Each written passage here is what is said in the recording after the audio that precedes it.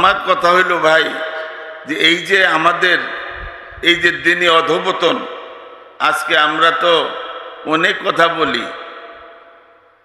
কথা বলি আপনাদেরকে। এখন সামনে নির্বাচন আসছে, কত সুন্দর সুন্দর কথা বলবো, আমরা ইসলামের খ্যাদমত করব। আরে ভাই, তারা এখন তো ইসলামের খ্যাদমত তারা করতে, যাদের আকীদা পর্যন্ত ঠিক নেই, আকীদা পর্যন্ত ঠিক নেই, এরা এখন ইসলামের সেবক হয়ে গেছে। ওদের খ্যাদমতটা এইরকম। হাকিমুল উম্মত থানভী রহমতুল্লাহ আলাইহি বলছেন যে এক লোকের একটা পোষা ভল্লুক ছিল, সে ভল্লুকের কাজ ছিল তার মালিক যখন ঘুমায় তখন সে কি করে, ওই মালিকের নাকের মধ্যে যদি মশা মাছি শরীরে বসে সেটা তাড়াইতো। তো একদিন মালিকে ঘুমাইতেছে তার মনিব, সে তার দেখে যে একটা মাছি এসে ওই মালিকের নাকের মধ্যে বসছে। তো ওই ভল্লুকে মাছিরা তাড়াই দেয়, আবার বসে, আবার তাড়াই দেয়। মাছি কিন্তু খুব জিদ্দি প্রাণী, প্রাণীর মধ্যে মাছি অত্যন্ত জিদ্দি একটা প্রাণী। তো মাছি তাড়াই দিলে আবার ওই জায়গার মধ্যে বসে। ওখানে ভল্লুকে এমন গুসা হয়েছে যে খার ওইবার তোরে মজা দেখাইতেছে, পাশের থেকে একটা পাথর না লইয়া যখন মাছিটা আবার ওই মালিকের নাকের মধ্যে বসছে, আর এইরকম ভাবে জোরে পাথরটা মালিকের নাকের মধ্যে মারছে। মাছি তো উড়ে গেছে, এদিকে মালিকের মনিবের মাথা তো চৌচির হয়ে গেছে। এদের দিনই খেদমত হবে, এটা জাতির 12টা বাজায় ছাইড়া দিব, জাতির 12টা বাজায় ছাইড়া দিব। জিন্দাবাদ জিন্দাবাদ, তালিম সুন্নাহ জিন্দাবাদ।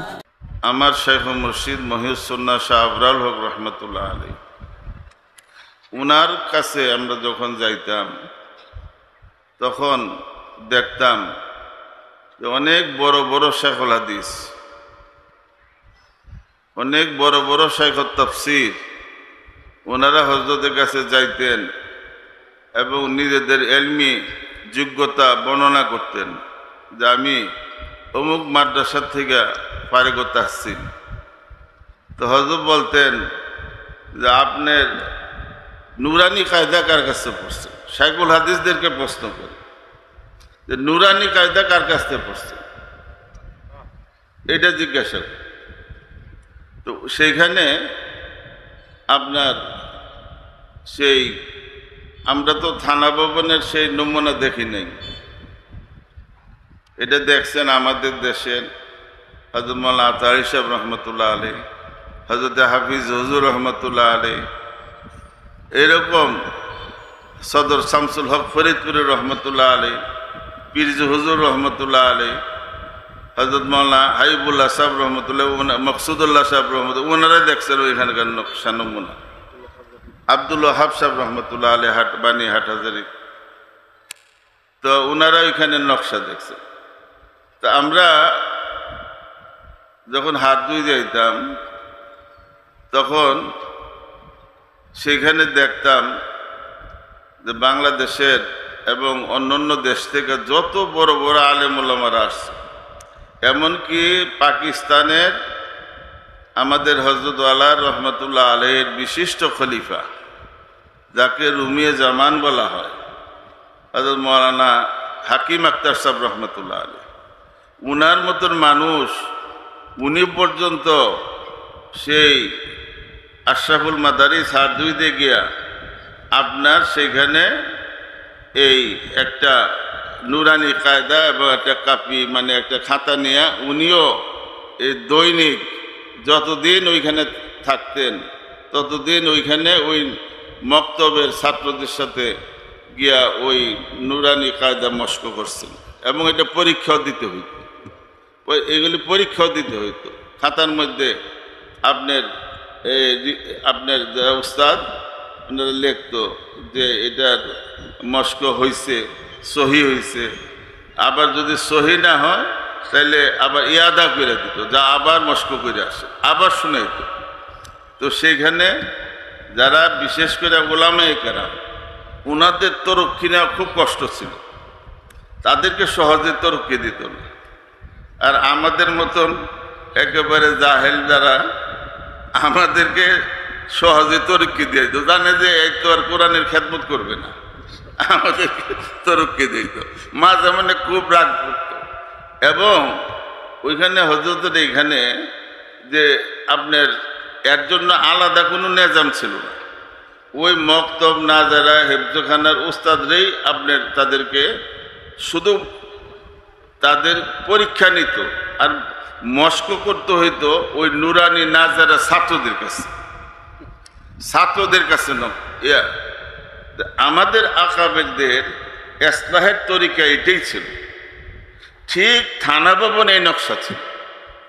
হযরত হাজী সাহেব রহমতুল্লাহ আলাইহির কাছে যারা যাইতেন ঠিক তাদেরকে এই কোরআনের মেহনত করাইতেন, নুরানি কায়দার মেহনত করাইয়া, নুরানি কায়দার মেহনত করে ওনাদেরকে এইরকম ভাবে ওনাদেরকে এইরকম ভাবে খেলাফত দিয়ে দিতেন।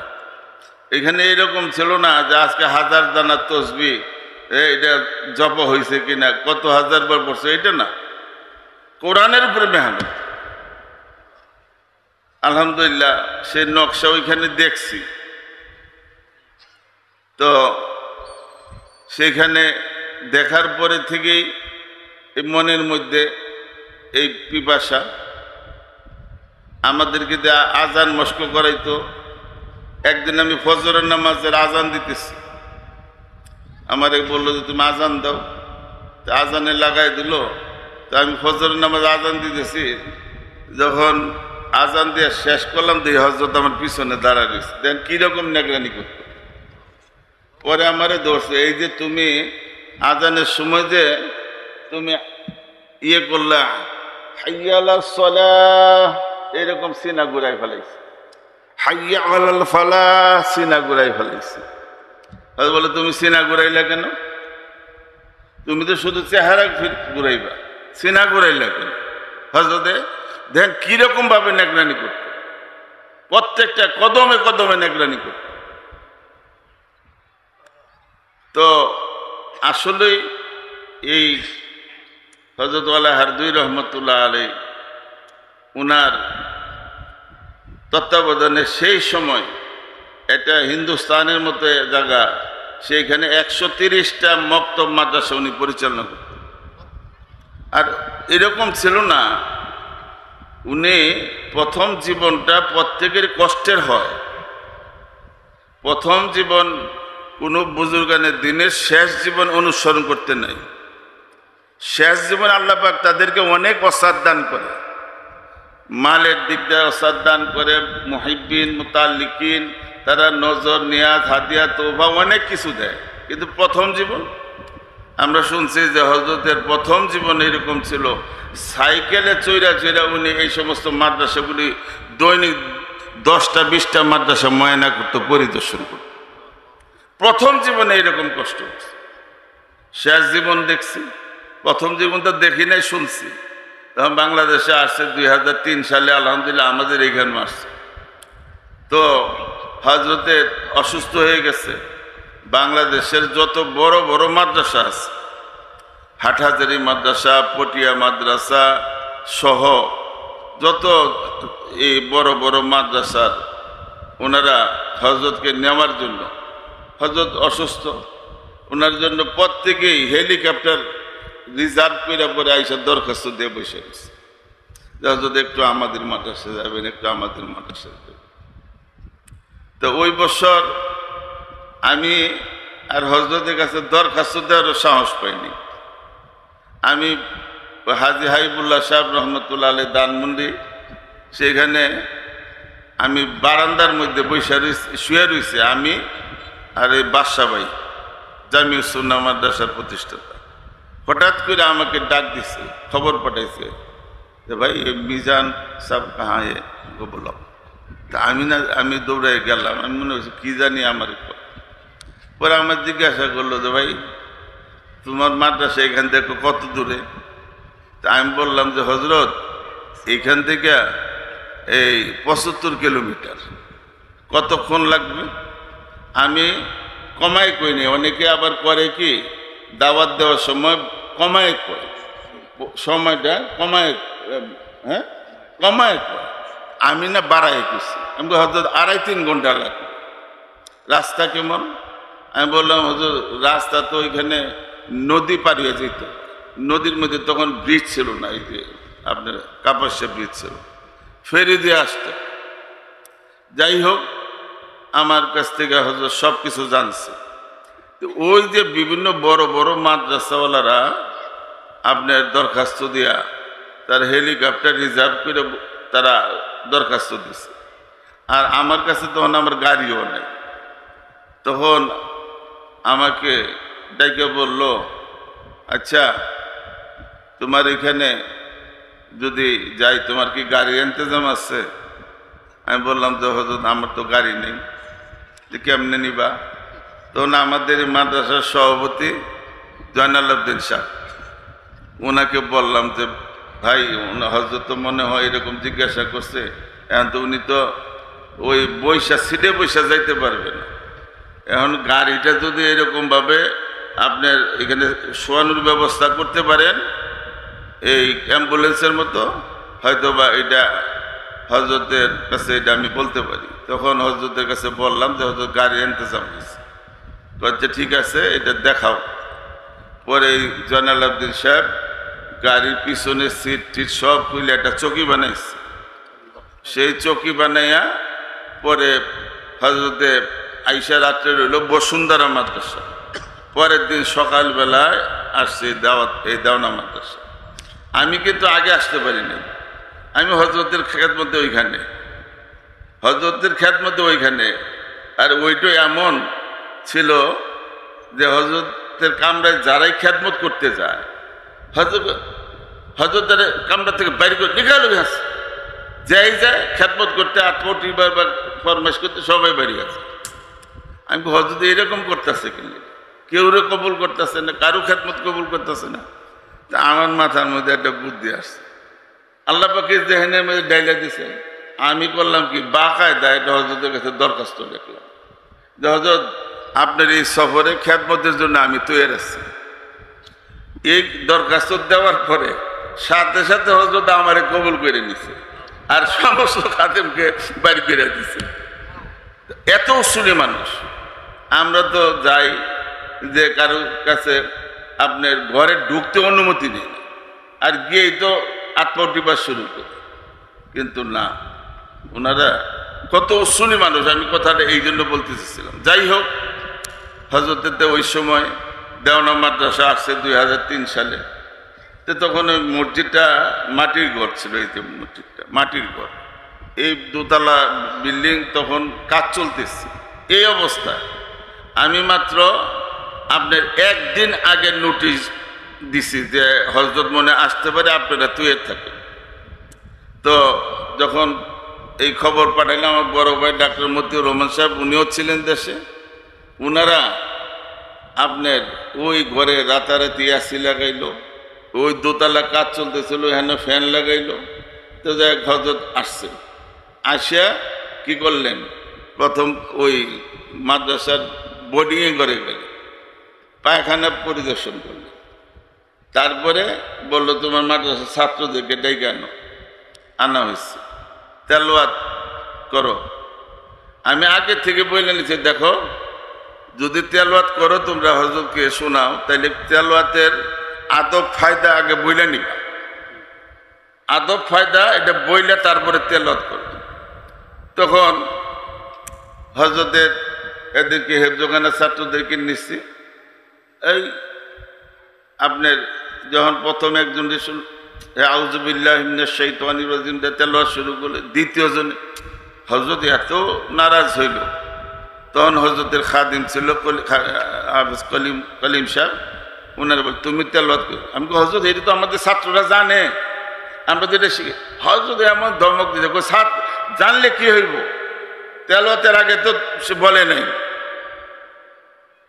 তেলাওয়াতের আগে তো আদব ফায়দা বলে নাই। যাই হোক, তেলাওয়াত কিছু শুনছে। পরের দিন হযরত আপনার গেল এই শেষ, ওনার সফরের শেষ দিন, ওই বড় কাটারা মাদ্রাসা, বড় কাটারা মাদ্রাসায় হযরতের প্রোগ্রাম। তো হযরতে ওইখানে গেল, মসজিদের মধ্যে দাওরা জামাতের ছাত্রদেরকে দাঁড় করেছে। মেশকাত জামাতের ছাত্রদেরকে দাঁড় করেছে। জিজ্ঞাসা করলো যে তোমাদেরকে সুন্নত পরিমাণ কেরাত মুখস্থ আছে? যে কয়জন ছাত্র দাঁড় করাইছে এরা সুন্নত পরিমাণ কেরাত কি এইটাই জানে না। মেশকাত জামাতের ছাত্রদেরকে দাঁড় করাইছে, একজনও শুনাইতে পারেনি, কেরাতের সুন্নত শুনাইতে পারেনি। যাই হোক, হজরতে ওইখানে গিয়ে এমন কষ্ট পাইছে। যাই হোক, ওইখানে গিয়ে হজরতে বলতেছিল যে গতকালকে এক মাদ্রাসায় গেছিলাম ভাই, মাদ্রাসার নাম নাকি, তখন বললো ওই যে মুফতি হাবিবুর রহমান খান বললো কাপাসিয়া, গাজীপুর। হ্যাঁ ভাই, কাপাসিয়া। মাশাআল্লাহ, মাদ্রাসা দেখছি, মসজিদ দেখলাম, মাদ্রাসার পরিবেশ দেখা, জি বহুত খুশ হওয়া, অন্তর বহুত খুশি হয়েছে। এইসব মাদ্রাসা বহুত কম নজর রাখে, এই ধরনের মাদ্রাসা বহুত কম নজরে আসে। আমি তো মনে করছি যে হযরত বুঝি নারাজ হয়ে গেছে। দেখ পরের দিন যখন উনি গিয়ে ওইখানে শুনাইলো যে এমন মাদ্রাসা বহুত কম নজরে আসে, তখন কিন্তু মাটির মরছে। যাই হোক, তা আমার কথা হইলো এটা, তো হজরতের একটা কিতাব রাসাইলে আবরার, রাসাইলে আবরার, এই কিতাবটার মধ্যে একটা হাদিস হজরতে আছে। সেই হাদিসটা আমি আপনাদেরকে পড়ে শুনাইতে চাই। কেন এই আজকে আমার এই হজরতের এই রাসাইলে আবরার কিতাবটা থেকে এই হাদিসটা আমি আপনাদের জন্য লিখিতভাবে এই হাদিসটা আমি শোনাইতে চাই। এরপর আপনারা নিজেরা নিজেদেরকে প্রশ্ন করেন, নিজেরা নিজেদের আপনার বিবেককে প্রশ্ন করেন। তো এই হাদিসটা হলো যে নবীজি সাল্লাল্লাহু আলাইহি সাল্লাম একদিন মিম্বরে উঠে খুতবা প্রদান করেন। খুতবায় হামদ ও সানার পর বিভিন্ন মুসলিম গোত্রের লোকদের কথা উল্লেখ করেন। এরপর নাম উল্লেখ না করে সতর্কীকরণের স্বরে বললেন, ওই লোকদের কি হলো? তারা তাদের প্রতিবেশীদের মাঝে দিনের বুঝ তৈরি করে না কেন?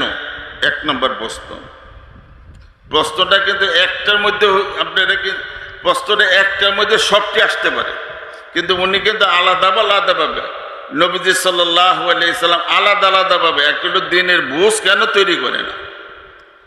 2 নম্বর, তাদের ইলম শিখায় না কেন? তাদেরকে সচেতন করে তোলে না কেন? তাদের নেক কাজের হুকুম করে না কেন? মন্দ কাজ হতে নিষেধ করে না কেন? এটা হইল এই এক শ্রেণীর লোকদের। আর ওই লোকদের কি হলো? তারা তাদের প্রতিবেশীদের কাছ থেকে ইলম শিক্ষা করে না কেন? এটা হইল আরেক তক্কা। তাদের কাছ থেকে দিনের বুঝ অর্জন করে না কেন? তাদের কাছ থেকে সচেতনতা শিখে না কেন? আল্লাহর কসম, প্রত্যেক গোত্র তাদের প্রতিবেশীদের অবশ্যই ইলম শিখাবে, অবশ্যই তাদের মাঝে দিনের বুঝ তৈরি করবে, অবশ্যই তাদেরকে সচেতনতা শিক্ষা দেবে, তাদের নেক কাজের কথা বলবে, মন্দ কাজ থেকে নিষেধ করবে, এবং অবশ্যই প্রত্যেক গোত্র তাদের প্রতিবেশীর কাছ থেকে ইলম শিখবে, তাদের কাছ থেকে দিনের বুঝ অর্জন করবে, তাদের কাছ থেকে সচেতনতা শিখবে।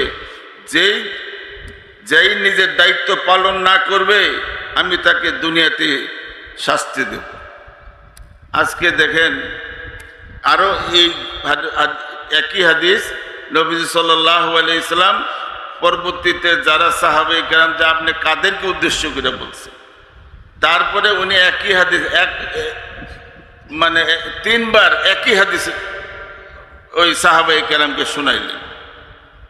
তো এখানে আপনার আমার যে বিষয়টা, যে সমস্ত আম্বিয়া আলাইহিস সালামের যেটা সুন্নতে জারিয়া, আল্লাহ পাক ফরমান ওয়া আনজির আশিরাতাকা আকরাবিন।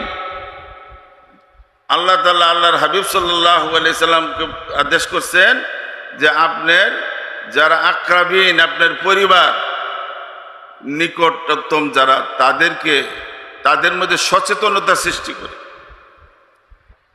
অন্য এক আয়াতে ওয়া'মুরু আহলাকা বিস-সালাতি ওয়াসতাবির আলাইহা, নবীজি সাল্লাল্লাহু আলাইহি ওয়াসাল্লামের উপরে এই হুকুম ছিল যে আপনি আপনার পরিবার পরিজন তাদেরকে কি করেন, নামাজের আদেশ করেন এবং আপনি এর উপরে কায়েম থাকেন। তা নবীজি সাল্লাল্লাহু আলাইহি ওয়াসাল্লামের পরিবারের লোকজন তাদের ফজিলত সম্পর্কে তো ওলামায়ে কেরাম বয়ানই করছে, কিন্তু তাদেরকে পর্যন্ত নবীজি সাল্লাল্লাহু আলাইহি ওয়াসাল্লামকে আদেশ করছে যে তাদেরকেও নামাজের আদেশ করে। এই নবীজি সাল্লাল্লাহু আলাইহি ওয়াসাল্লাম আল্লাহ পাকের এই হুকুম পালন করতে গিয়ে প্রত্যেক দিন হযরতে ফাতিমা রাদিয়াল্লাহু তাআলা আনহা ওনার ঘরে যেতেন, গিয়া বলতেন, হে ফাতিমা, নামাজের ইহতিমাম করো, নামাজের পাবন্দি করো। আর হযরতে ফাতিমা রাদিয়াল্লাহু তাআলা আনহা কে ছিলেন? যিনি এশার নামাজের পরে নামাজে দাঁড়াইতেন আর ফজরের নামাজ আজান হইলে উনি নামাজ ছাড়তেন আর আফসোস করতেন, হায় আল্লাহ, আপনি রাত্র এত ছোট বানাইলেন। সারা রাত্র নামাজে দাঁড়াই যেতেন আর নবীজি সাল্লাল্লাহু আলাইহি সাল্লাম প্রতিদিন হযরতে ফাতিমা রাদিয়াল্লাহু তাআলা আনহার ঘরে গিয়া ওনাকে এই আল্লাহ পাকের হুকুম এই পালন করতেন। কাজেই এখন আজকে আমরা আমাদের মাদ্রাসা যারা আছে, মাদ্রাসার আসাতেজে কেরাম আছে, মাদ্রাসার তালেবে ইলম আছে, মাদ্রাসার অভিভাবক আছে। আমি এই এই গত সেমাহি পরীক্ষাটা 3 ভাগে নিছি। প্রথম ভাগে হেফজখানার অভিভাবক, দ্বিতীয় ভাগে মক্তব নাজেরা, তৃতীয় ভাগে কিতাবখানাটা হয়েছিল, কিতাবখানাটা হ্যাঁ হয়েছে। তো সেখানে আমি প্রত্যেকটা ওই অভিভাবকদের পরীক্ষার পরে তাদেরকে মসজিদে জমা করছি। তা আমরা বলছি যে দেখেন, আপনার এই যে শিক্ষা সাথে আপনাদেরকে সম্পৃক্ত করাটার উদ্দেশ্য হইল এই শিক্ষাটা বাস্তবায়ন করার জন্য। এটা কারো একক প্রচেষ্টা হবে না, এই শিক্ষাটা আপনাদেরও দরকার, আপনাদেরকে মেহনতে সম্পৃক্ত হওয়ার দরকার। তো এখানে ছাত্ররা একটা গ্রুপ, তারা একটা অংশ,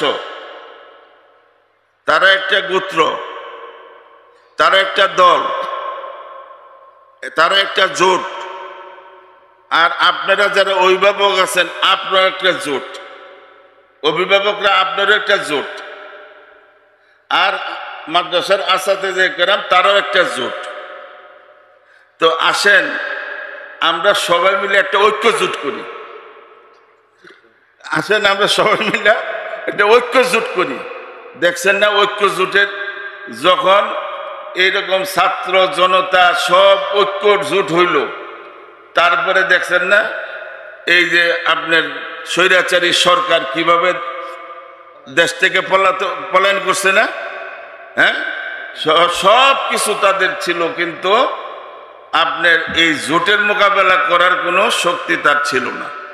তা আমরা যদি জোট করি, ঐক্য জোট করি, তো অন্তত পক্ষে আপনাদের নিজের ঘরে, আমাদের এখানে ধরেন এই 659 জন কম বেশি হইতে পারে ছাত্র আছে, না 559 জন। তা এরকমভাবে আপনারা যদি এরকমভাবে আপনারা প্রত্যেক বৎসর ভর্তির সময়, আমরা আপনাদের ভর্তির সময় আপনাদের পরীক্ষা নিই, আর ছাত্ররা যখন ছুটিতে বাড়িতে যায় তখন তাদেরকে বইলা দিই যে তোমরা বাড়িতে গিয়ে বন্ধের সময় তোমাদের মা বা ভাই বোন তাদেরকে কোরআন শিক্ষা দিবে। তোমার বোন, তোমার মা, এদের গায়ের মাহরাম তো এদেরকে আর শিক্ষা দিতে পারবে না, তোমরা গিয়ে শিখে। কিন্তু দেখা যায় যখন আবার ভর্তির সময় আসে তখন কিন্তু সব গার্জিয়ান আর শিখে না, এই পূর্বের অবস্থায় আসে। তখন থেকে আমরা সিদ্ধান্ত নেব, না, শক্ত অবস্থান নিলাম যে এখন থেকে আপনারা যদি ভর্তি না হন তাহলে মাদ্রাসা কোনো আপনাদের সন্তান ভর্তি করব না, আপনারা অন্য মাদ্রাসায় নিয়ে যান, যেখানে গেলে এগুলি জিজ্ঞাসা করবে না, আপনার তেলাওয়াত শুনবে না, আপনার অন্য মাদ্রাসায় চলে যান, এখানে আপনার সন্তানকে ভর্তি করা হবে। তখন সেই অভিভাবক আপনার, যদি আপনি ভর্তি হন তাহলে আপনাদের ছাত্রের মতো ভর্তি হইতে হবে, নিবন্ধন করতে হবে। তারপরে তাদের যেরকমভাবে বৎসরে 3টা পরীক্ষা হয়, আপনাদেরও এইরকম বৎসরে 3টা পরীক্ষা হবে। এরকমভাবে যখন শর্ত দিলাম, আলহামদুলিল্লাহ ছাত্র কমে নাই, বরঞ্চ বাড়ছে, ছাত্র আরো বাড়ছে। জিজ্ঞাসা করলাম, কেন এখানে আসেন? আপনার বাড়ির কাছে মাদ্রাসা আছে না, ওইখানে ভর্তি করতে পারেন না? এক ছাত্র আসছে, কেউ বোর্ডে সে পাইছে, কি পাই না, স্ট্যান্ড করছে। এখন সব উস্তাদরা সিরিয়াল পাইছে, আমারে সুপারিশ করছে, হজরত এই ছেলেটা সিরিয়াল পাইছে, বোর্ডে স্ট্যান্ড করছে, এরা যদি ভর্তি করেন তাহলে 12 ছাত্র আইব, আরো ভালো ছাত্র আইব তার দেখাতে। আমি তাই নাকি কথা। পরে ওই ছাত্ররে বললাম যে তুমি যে ভর্তি হইতে আসছো, তোমার অভিভাবক কোথায়? তোমার মা বাবা আইছে? না, তারা আসে না। তারা কি? তো মার কোমরে ব্যথা, উঠতে পারে না, বাবা এরকম অসুস্থ, উনি বিছনায় পড়া। আমাকে তোমার আর পড়ার দরকার নেই, তোমার পড়ার দরকার নেই, যতটুকু জরুরিয়াতের দিন শিখছো এতটুকু যথেষ্ট। এখন মা বাবার খেদমত করো, যদি সুযোগ থাকে আশেপাশে কোনো মাদ্রাসায় গিয়ে পড়ো, মা বাবার খেদমত করে। তখন আমি এখানে ভর্তি করব, আমি এখানে ভর্তি করব না। সবাই অবাক হয়ে গেল, আমরা সবাই সুপারিশ করলাম, উনি একে ভর্তি করলো না। ছাত্র মানে একটা গ্যার নিয়ে এসে, হ্যাঁ, স্ট্যান্ড করা ছাত্র। এখন আমি দেখলাম তাকে ভর্তি করব না। সন্ধ্যার সময় মা বাবা দুইজনে টেলিফোন করছে, হজরত আপনি আমার সন্তানকে ভর্তি করেন, যত শর্ত আছে আমরা সেই জামালপুর থেকে আমরা আসবো, পরীক্ষার সময় অংশগ্রহণ করি, জামালপুর থেকে আসবো। এটা দিয়ে কয়টা এসলা হইল? মা বাপ তাদের ঘরে এই মানে এখন বলছে যে আপনারা আশেপাশে মসজিদ অথবা মাদ্রাসা থাকলে ওইখানে মহিলা মাদ্রাসায় মহিলারা ওইখানে শিখবেন, পুরুষরা মসজিদে ইমাম সাহেবের কাছে শিখবেন। তো আপনার তারা রাজি হয়ে গেল। আর এই ছেলেটা, সে যে একটা মানে তার মধ্যে একটা ভাব সাপ নিয়ে আসছিল যে আমি তো স্ট্যান্ড করা ছাত্র, আমাকে তো অবশ্যই ভর্তি করে, আমার তো ফিরাই দিবে না।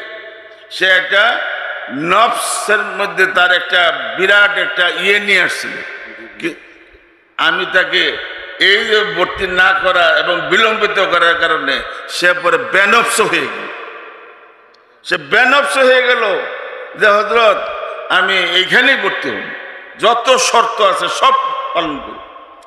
আলহামদুলিল্লাহ, আপনার এই কারগুজারিটা আপনাদেরকে শোনাইবার জন্য আমি বলি না যে আপনারা আজকে এই মাদ্রাসায় গিয়ে কালকে এটা চালু করতে পারবেন। হ্যাঁ, সব মাদ্রাসা এটা সম্ভব না, এরকম মাদ্রাসাও আছে। এখন ছেলেদেরকে আজাদিয়ত তাদের মধ্যে এমন আসছে, ফজরের নামাজের সময় জামাতের জন্য শাস্তি দিছে। আমাদের এলাকারই এক মাদ্রাসা ডাকছে, শাস্তি দিছে। এই জন্য যেই উস্তাদ নেগরান উস্তাদ, তার এই মাদ্রাসা কমিটিটা থেকে মাদ্রাসাতে বাইর করে দিচ্ছে। এইরকম সব ছাত্ররা আন্দোলন করছে, যদি এই উস্তাদরা বাইর না করেন তাইলে কিন্তু আমরা এই মাদ্রাসায় থাকব। কথা বুঝছেন? আজকাল আন্দোলন আপনার এরকম পর্যায়ে চলে গেছে। ছাত্রদের আমরা আন্দোলনের মধ্যে, এই আন্দোলন এখন শিক্ষকদের বিরুদ্ধে আন্দোলন শুরু হয়েছে, আন্দোলনী মেজাজ হয়ে গেছে। তো কাজেই ভাইরা আমার এটা কোনো নতুন কিছু না, এটা নতুন কিছু না। এটাই আমাদের হযরতে আম্বিয়া আলাইহিস সালামের সুন্নতে জারিয়া, এটা আমাদের নবীজি সাল্লাল্লাহু আলাইহি সাল্লামের সুন্নত।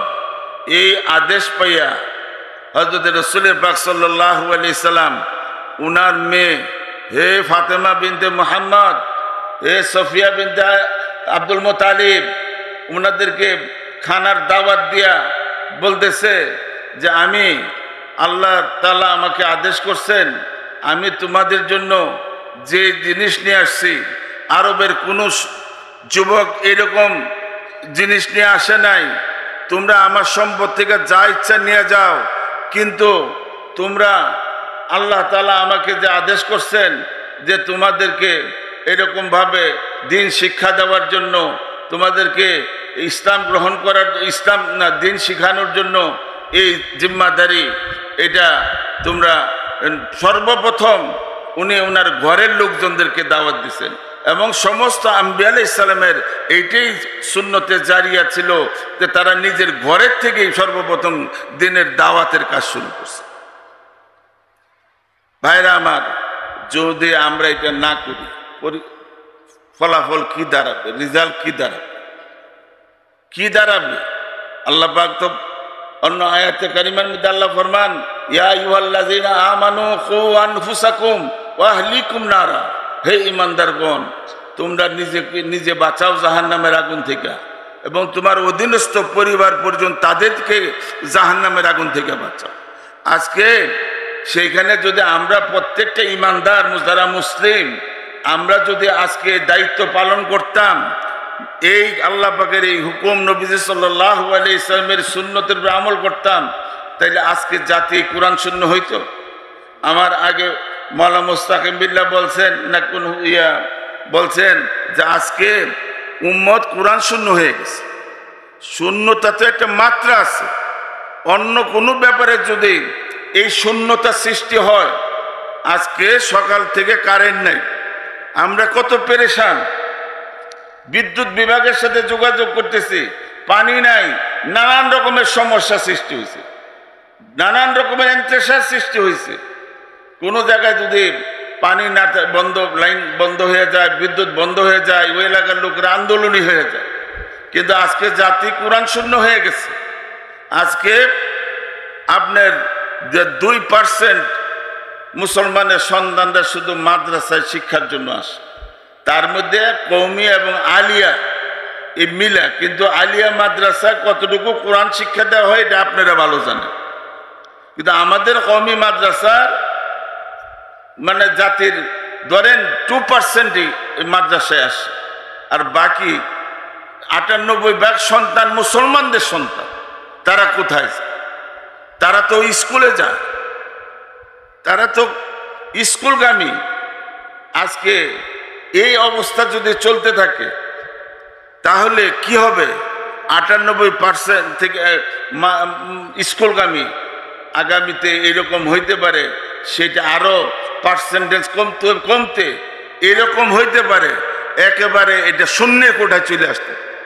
আজকে যারা আমরা মাদ্রাসা খুইলা বসে রয়েছি যে আমাদের কাছে তো ছাত্র আসবেই, ছাত্র আসলে আমরা পড়াবো। এখন নবীজি সাল্লাল্লাহু আলাইহি সাল্লাম যে এখানে সতর্ক করছেন যে তোমাদের কি হইলো, কেন তোমরা তাদের মধ্যে দিনের বোঝ পয়দা করো না, কেন তাদের মধ্যে সচেতনতা সৃষ্টি করো না, কেন তাদেরকে দিন শিখাও না, কেন তাদের মধ্যে সৎ কাজের আদেশ অসৎ কাজের নিষেধ করো না? যদি না করো, নবীজি সাল্লাল্লাহু আলাইহি সাল্লাম কসম করে বলছেন, আমি অবশ্যই আল্লাহ পাকের আযাব তোমাদের উপর নাযিল করব। তো ভাইরা আমার, আমরা কি আল্লাহ পাকের আযাব গজবে ধ্বংস হইতে রাজি আছি? হ্যাঁ, আজকে এই শূন্যতার সৃষ্টি হয়েছে। আজকে যদি প্রত্যেকটা মাদ্রাসার আত্রাফ এলাকার মানুষ তাদের পিছনে যদি এরকম ভাবে মেহনত করে, তাহলে এই বর্তমানে আমাদের মাদ্রাসাগুলো হয়ে গেছে চেরাগের তলে অন্ধকার। মাদ্রাসার এলাকার আশেপাশের মানুষ এই মাদ্রাসা চালু করার ধরেন এই 34-35 বছর হয়ে গেছে, কিন্তু এখনো দেখা যায় মাদ্রাসার আশেপাশের মানুষ তারা মাদ্রাসা থেকে কোনো উপকৃত হয় না। এই 34-35 বছর আগে তাদের দিনী হালত যেরকম ছিল, এখনো তারা ওই অবস্থায় আছে, বরঞ্চ জাহালাত আরো বাড়ছে, মূর্খতা আরো বাড়ছে।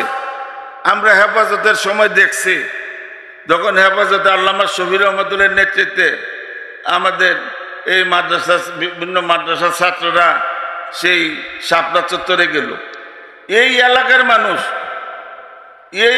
মানুষ তারা আমাদের বিরুদ্ধে অবস্থান নিচ্ছে।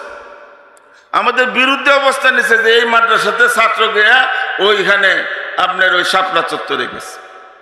এই এলাকার মানুষ কেন? ওই যে তাদের মধ্যে দিনের বুঝ নেই, তাদের মধ্যে দিনের বুঝ নাই।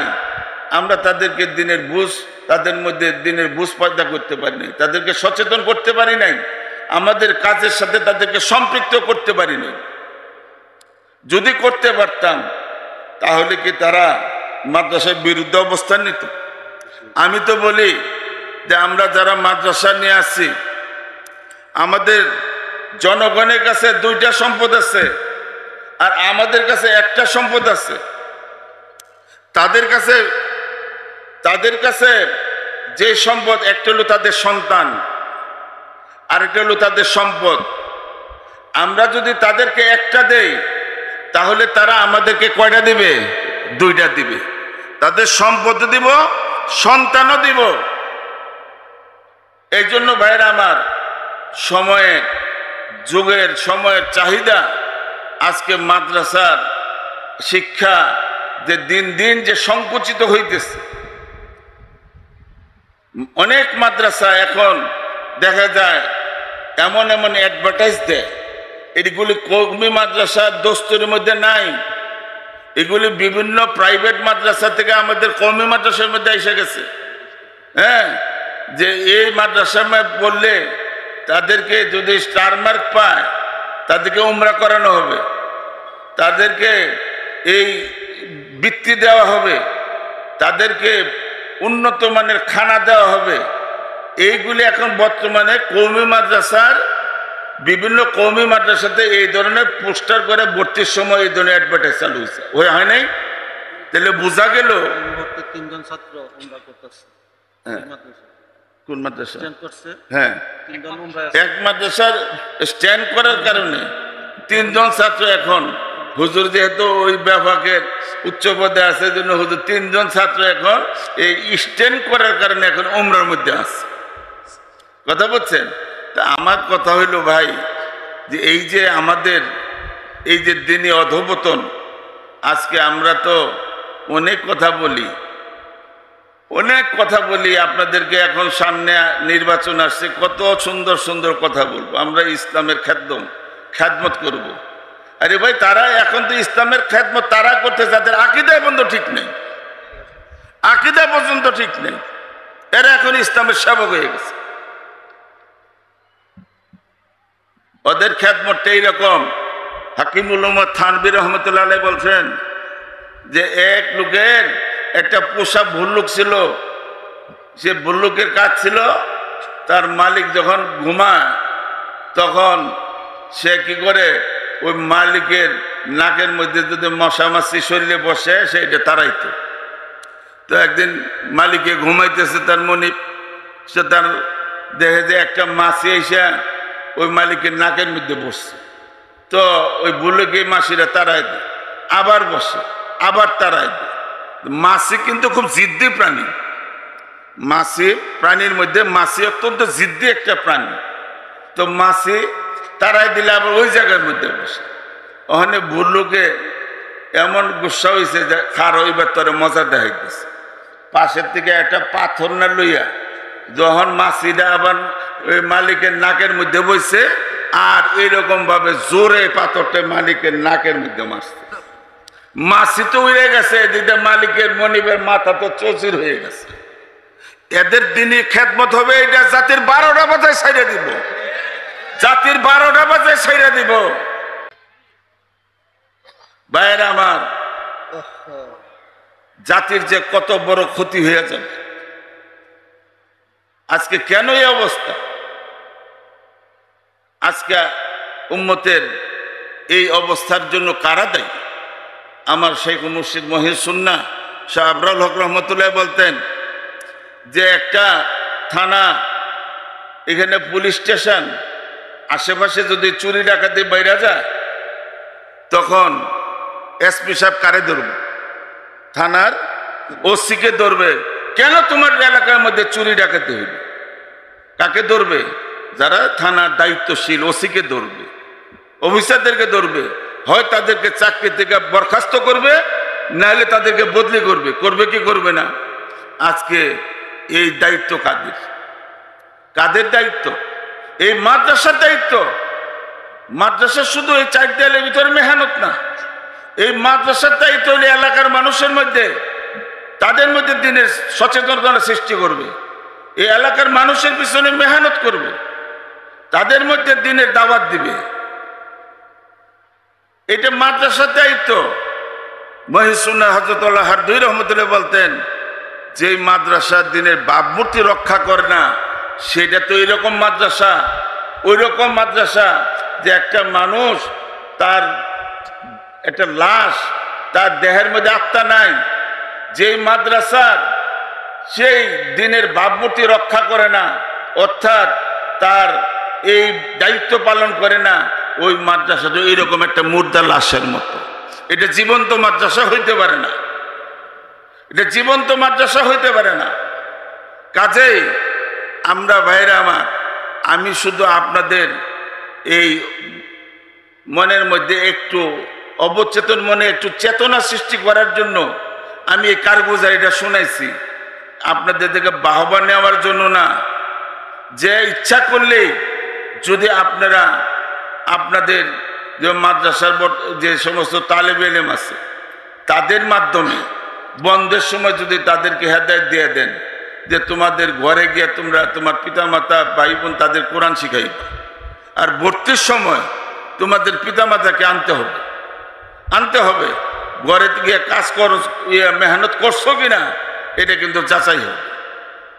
এরকম ভাবে করতে করতে এক সময় দেখবেন আপনার এইরকম ভাবে, যেরকম আমি বাধ্য করছি যে হ্যাঁ অভিভাবকদেরকে বসেন, বৃষ্টি ভাই রহমতের বৃষ্টি হইতেছে, এখন এই দোয়া করে বন্ধ করছেন না, আবার যদি একবারে বন্ধ হয়ে যায় তখন ওই যে আব্দুল আলী মুসানির মতো রহমতুল্লাহ আলীর মতো একবার বন্ধ যে করছে, পরে কইলাম বাজান বৃষ্টি যে বন্ধ হয়েছে খেত করলে তো চলছি, এই আমার শেখ আউয়ালের কাছে।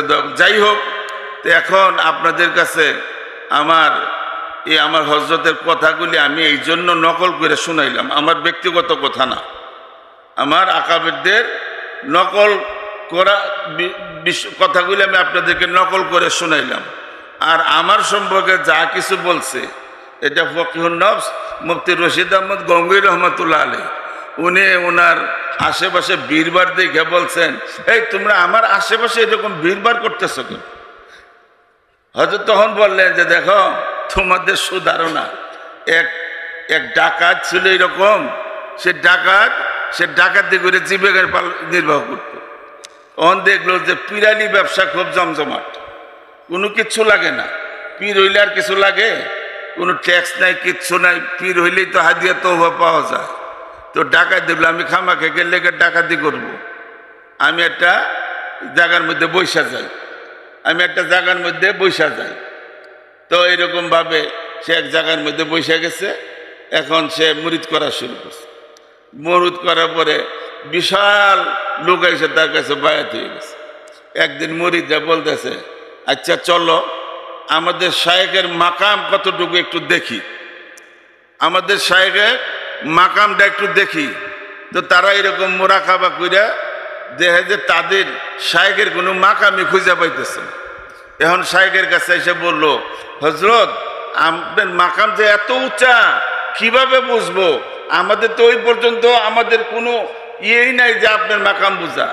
তখন মুরিদদের তারা ছিল মুখলিস, বলছে যে তোমরা আসলেই তোমাদেরকে আমি ধোকা দিতেছি, আমি ছিলাম একটা ডাকাত, তো আমি তো এরকম ভাবে তোমাদেরকে এই ধোকা দিছি, এই জিকির ও জিফা